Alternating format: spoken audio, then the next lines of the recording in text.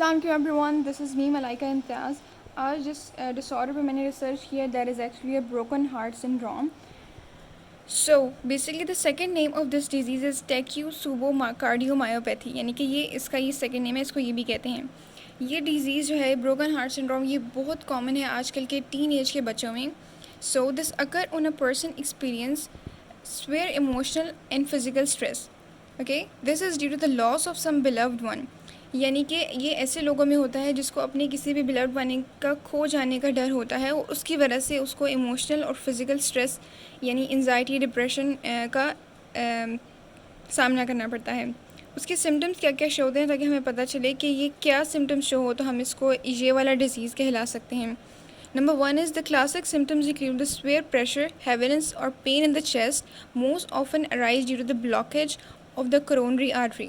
ठीक है, इनके कहने का ये मतलब है कि हमारे हार्ट में जो कोरोनरी आर्टरी होती है वो चेस्ट में हेविनेस या प्रेशर की वजह से कोरोनरी आर्टरी जो है वो ब्लॉक हो जाती है। उसके ब्लॉक होने की वजह से हमारे हार्ट में प्रॉपर जो है वो ब्लड सप्लाई नहीं होता, जिसकी वजह से जो है मसल जो है वो कॉन्ट्रैक्ट हो जाती हैं।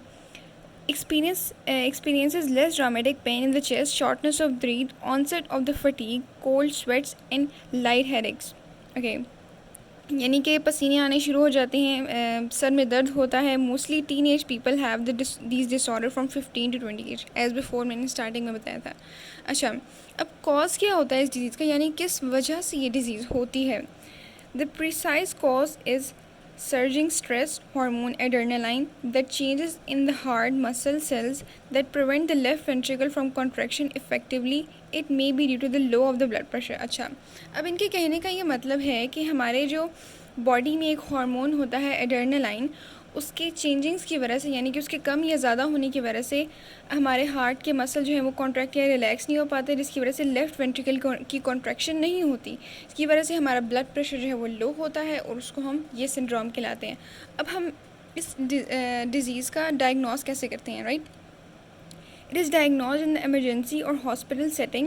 We do the blood test, ECG, coronary angiogram और MRI, यानी कि ये ऐसे टेस्ट हैं जिनकी हेल्प से हम जो है ये इस डिज़ीज़ का पता लगवाते हैं और हम इसकी कोई मेडिसिन या ट्रीटमेंट देते हैं। इसकी क्या मेडिसिन है?